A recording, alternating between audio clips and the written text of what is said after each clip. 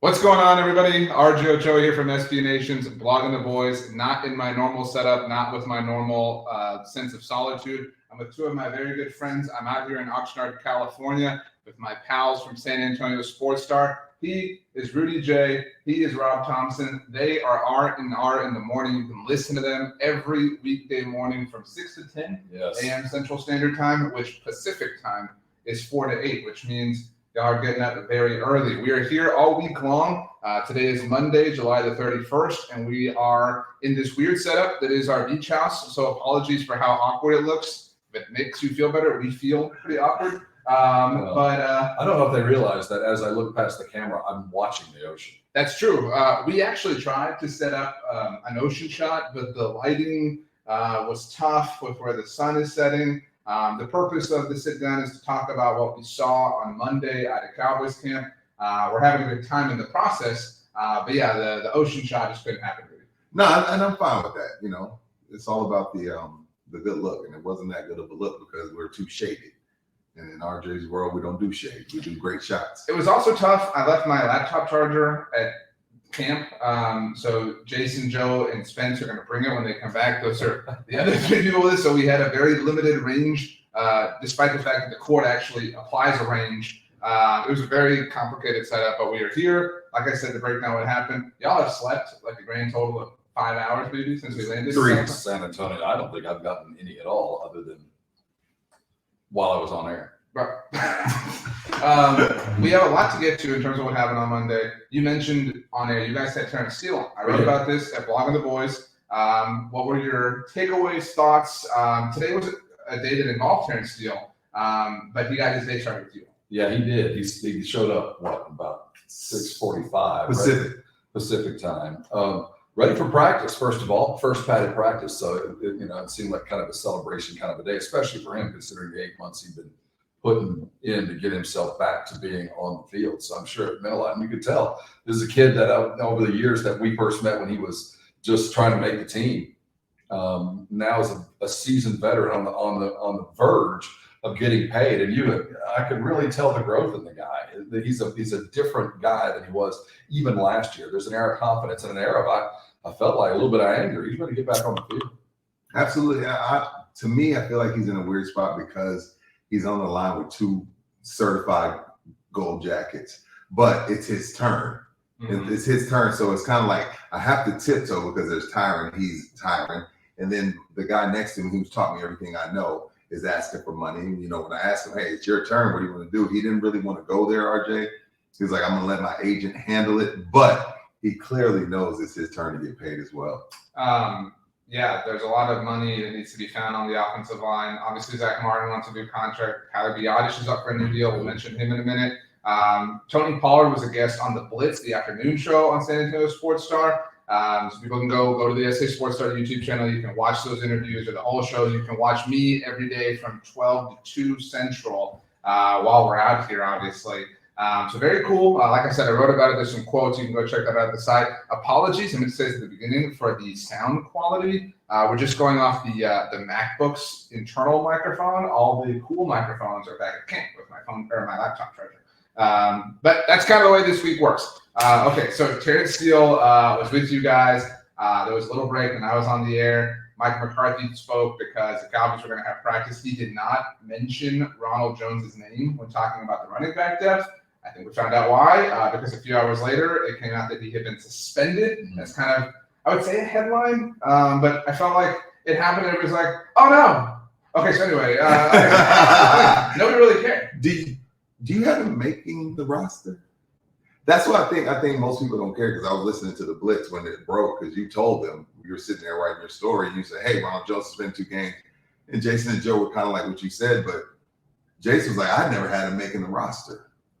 Well, if it's not going to be him, who is the 3rd and 2? Well, so I think we were really willing to hand Deuce Vaughn the RB2 role early on. I think he's earned that. Like we're seeing, like they're willing to give him that. So it's I don't want to argue with you, but you don't have him RB2 over Malik, please. Right? I'm not. I mean, like we don't it's really irrelevant. Like, Yeah, Yeah, it is. Like, But the like, Tony's now, it yeah. doesn't matter. I will say, seeing it in person, the Deuce Vaughn thing is an experience. Like, You're not ready for it. I've not seen anything like this. It reminds me of when you went to your very first Pee Wee football game, and there was that one kid who was faster than anybody.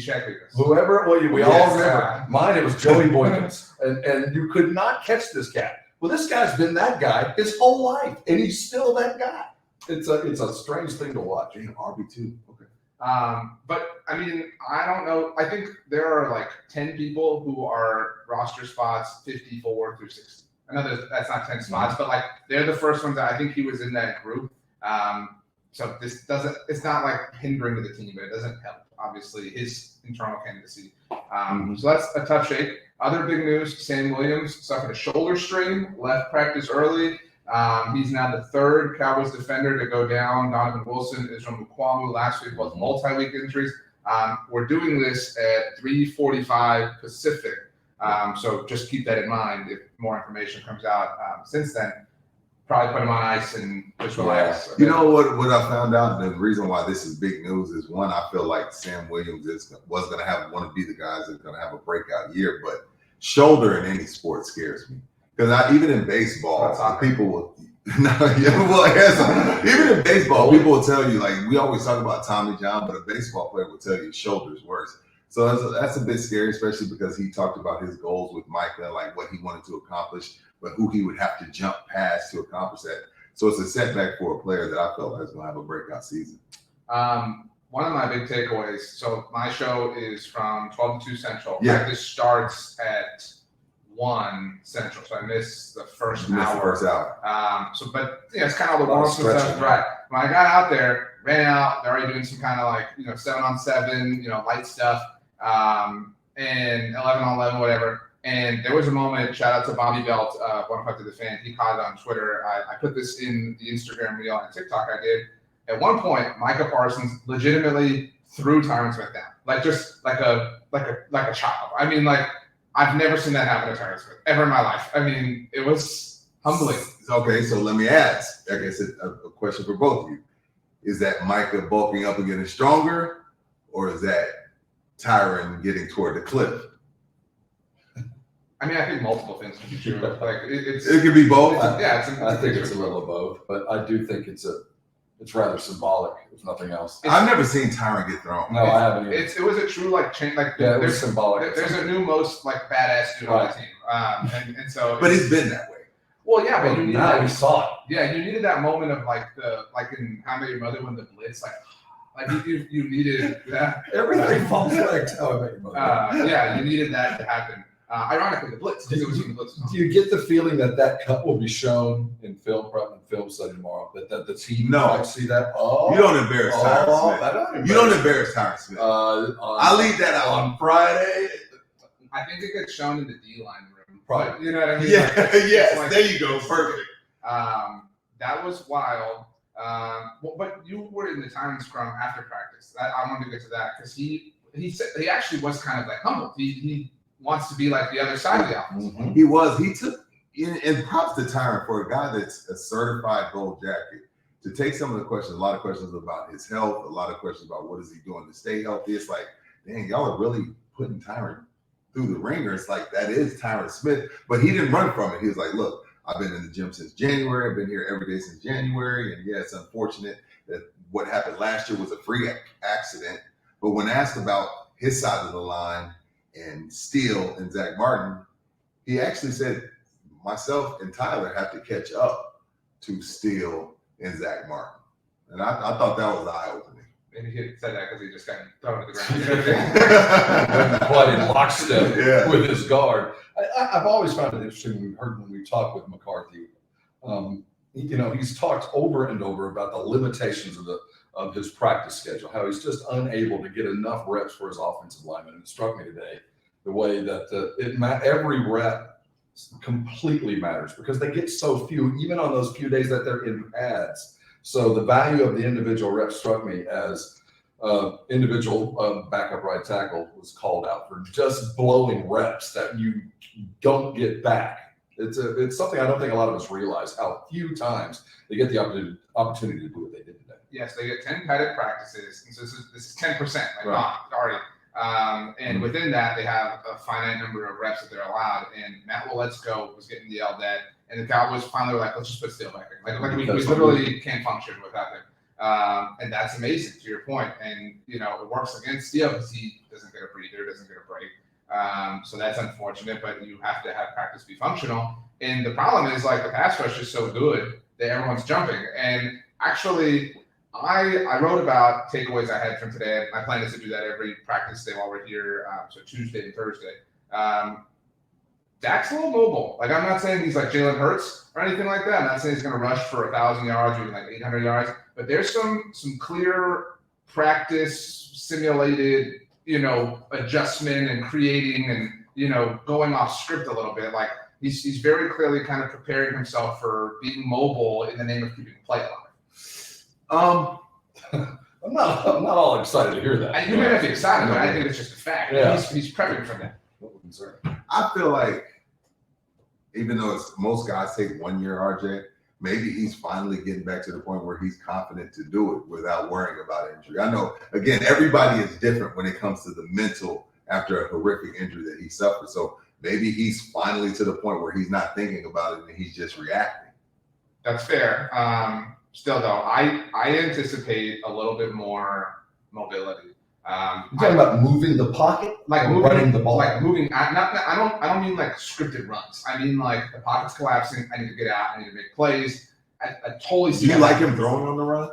Yeah, I mean, and I think that that's.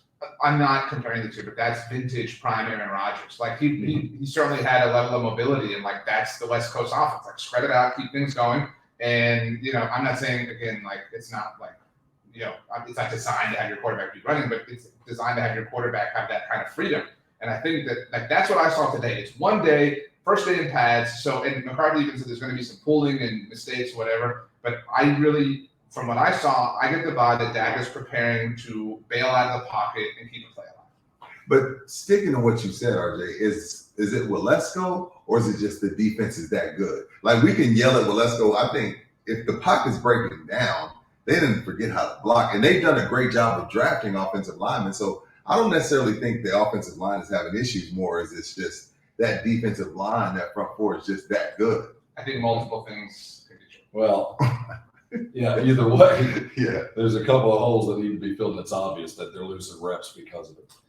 My other big takeaway, I'm ready to buy, and I'm kind of getting here at like full price, like buying like Dogecoin when it was really hot. I'm ready to buy some of the Jalen Tolbert stuff. We were all burned a year ago. I'm not buying a lot, but like, I got $100. You know what I mean? Like, let's play. So this is a long shot at the beginning of the season. Yeah, I mean, like 1,001 odds. It's not quite that great, but last week was really beneficial to Jalen Tolbert. It is very clear that he is at least going to have opportunities. That's what I'm willing to buy in. I don't know how they'll translate. I don't know how they'll click, but Dak is looking for him a lot. And again, it's just these like kind of casual, loose simulations. But I mean, Dak, I think this gets forgotten in the Jalen Tolbert discussion. Jalen Tolbert was a player whose film he watched, he liked, he was a name he recommended to the Cowboys front office last year. They drafted him. It didn't pan out. It didn't work out. I don't know how much of the lack of chemistry was due to Dak's injury a year ago, whatever. Now I'm really reaching to try to give Jalen the benefit of the doubt. But, I mean, like, there's reason to buy. Like, it may be buying some hype, but there's objective reason to buy. Is that by design? Oh, because we heard that just last week, talk about the growth of Jalen and how confident he is. And I do think the Cowboys did him a disservice last year trying to give him too much at once. Like, we talk about Jalen Tolbert being a failure, but actually the Cowboys put way too much on his plate way too soon. But is that by design, by Dak being like, hey, you know what? That's being a leader. Being a leader is understanding, like, this guy needs a couple touches to get his confidence going. So is it Jalen is getting better, or is it Dak trying to bring him along? I do think there's a little bit of, like, the big brother's helping the little brother. Right. I feel that. You know what I mean? In my mind, I felt like it was intended that Good. it was Dak's plan to get him opportunities on day one. And don't discount the fact that they knew we were all watching day one of practice. And the offense that we saw, there was a purpose behind what we saw. I don't think that it was just haphazard. Those are the plays that he decided he wanted to run. He wanted us to see Dak moving around in the pocket. Receiver 4 is important. It Even though is. we don't talk about it, we talk about Gallup, Cooks, and CD, but receiver 4 is really important. He is. When we start talking about ceilings and roofs and all, where could he be? Sometimes it's better to be thoughtful and speak and then prove it. Maybe we don't need to see what Tolbert's fully capable of, because I don't think it's going to be that. But that's like compared to last year. It's like, okay, in 2022, it's like you have to come in, you have to contribute. The whole offense is relying on you. Now it's like, okay, dude, like we're here. Anything is icing on top of the cake. And so like that's why we can't fall off the floor. It was awful last year. I agree with you, but like again, and I don't think it was all his fault. Not everybody thinks that Dak Prescott is like a lead at this, that, whatever. If there's one thing I think consensus agrees is he is a lead at leadership and that sort of thing. And so if there is some sort of like conscious control, like let's gas him up, whatever. Oh, yeah, I totally give Dak the benefit of the doubt in that mindset and preparation. I also feel like I've said this a few times on our show. Dak's best attribute to me is amnesia. I think some of Dak's best drives have come after a poor drive or after an interception. So I don't think Dak is thinking about last year when it comes to Tolbert. I don't think he gives a darn. I think he's just out there like, man, Tolbert's out there open. Tolbert's out there creating separation. Dak isn't the type of guy that carries stuff over. Well, what was the first pass of the practice? That wasn't his fault. You mean the first interception? Yeah. Well, the first interception of camp was last week. And it was a tipped ball off of Ochoa. Oh, it was and Dak actually threw an ugly interception today to Malik Cooper, who I know you chased down and couldn't get an interview. Couldn't get it. That's okay. There will be many that we will get throughout the week. Yeah. But I want one more thing on Tolbert. If he does pan moderately up, what's the expectation, and what down and distance play does he replace one of those guys that would be? I mean, like, I think the floor of like contribution is like your standard for like what Cedric Wilson was in 2021. Because in 2021 you had that's pretty high. I love Cedric. That's pretty high standard. If we can get that. That's the floor in an optimistic sense, right? Like come in, you be that guy. Like it's still a high floor. But that's like this is the range you're trying to establish. The ceiling is you supplant Michael Gallup as the third receiver on the team. And do you believe that's the intent? That's the hope?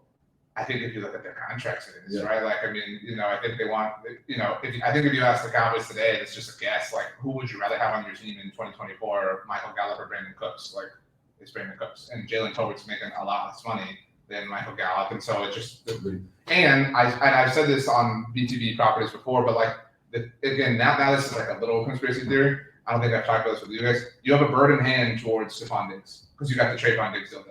So, like, you have an advantage in acquiring Stephon Diggs. You rolling with that? You think that's real? I don't know that I think it's real, but I think it's more. It's more than we had last week. It's a non-0% probability, and you have the inside track of the rest of the NFL because you have his brother long term, and they've made it very, very, very clear that they want to play together. The Bills can finally get out of the contract next year. Again, if you're putting on your dreamer hat, it's possible, and so if it's going to happen anywhere, it's going to happen here. The Cowboys play the AFC East in 2023. If you put stock in that kind of stuff, so after this, the Bills won't have to see him for a long time. You know what I mean? Like, you just, you never know. And that all lends to Michael Gallup maybe moving on. He had kind of a quiet day. I guess as we wrap, like, we'll do this again tomorrow in all likelihood, although tomorrow is the media part, so we have a little bit more responsibilities to kind of do stuff with. Who was one player that you hope to see anything from tomorrow?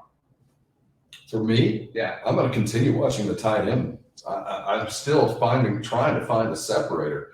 With Schoonmaker's foot, I think that throws some bit of a monkey wrench into things. So I'm going to continue to try to figure out which direction they're going for starting time. I'm going to continue to watch this Jalen Tolbert thing. I mean, I think what you said today was eye-opening, the fact that how much Dak is keying on him. It'd be one thing if he was out there and he made a play or two, but the fact that he's been going to him since the start of camp, I'm going to continue to monitor that because I feel like not only has the fan base, but maybe in that locker room, they have kind of sort of given up on Gallup just a little bit, and it's an easier contract to get out from under. Gallup does have some like woody, tossing to the side vibes because he does. Well, at the moment Brandon Cooks right over here, like Next time he high points a ball, we'll remember everything. I'm about just- What is that confidence there? over the offseason, like that's why like my most underrated player on the team would probably be Michael Gallup Yeah. because again it was like Brandon Cooks is here, forget Michael Gallup. Yes. Let's not forget and- what he's capable. And now it's like, well, Jalen Tolbert's taking off, like, and Jalen Moreno Cropper is like popping in free agency or undrafted free agency, and Jalen Brooks had a big catch today. It's like Michael Gallup is the easy to overlook and devalue for whatever reason because and it's easy to say he's making a lot of money. Let's just move on. It's easy to find blah blah blah. So that's a fair answer. I'm gonna say Will Greer. Yeah. Too. Got a little bit of work today with the second team. Cooper Rush is not 100% safe. That's my That's not Even new. at 3-1 in real games, doesn't matter. It was 4-1. Oh, 4-1. Well, sorry. I mean, I cheated. Bob Sturm uses an analogy that I like a lot, and it's the quarterbacks need to be a thermostat, not the thermometer. Mhm. And you need to set the temperature, not just display the temperature. And like Dak Prescott is a thermostat. The 5 games that Cooper Rush played in, all due respect, was a thermometer, right? Like you're just displaying the information at hand. You're just letting the defense be the temperature of the thermostat, and you're just reading the information. And well, I think it gets further than that. It kind of defines what you expect from a backup quarterback. Right. And I think that Cooper Wow, Rush really did great. his job. Cool. That's great. Yeah. Will Greer. Interesting. Yeah. We'll see. But Will Greer might have to go number 15 if the Cowboys bring Zeke back. I posted about the Ronald Jones thing on Instagram, and all the comments like, well, just bring Zeke back. Just bring Zeke back. Just bring, whatever. It's like, no, please. We're good. I think he's good with 15. I don't know how the audio quality was. I'm going to guess moderate. I would say. I think it was fantastic. Well, we'll see. Rob, Rudy, they'll be on R&R in the morning every day, always, but this week from 4 to 8 Pacific. So 6 to 10 Central, 7 to 11 Eastern, SASportsStar.com, the SA Sports Star YouTube channel. They post a lot of stuff on social. Give the Instagram and Twitter plugs. Rudy J_star. On both? Yes. Same exact thing? Yes. I never really realized that. It's all good. On Both? Rob T _ESPN. On both? Mhm. Okay. As we leave, I ask this a lot of people, give us one thing you each promise to eat tonight, Monday night. Monday night, you promise you will eat. A hearty bowl of clam chowder. More spinach.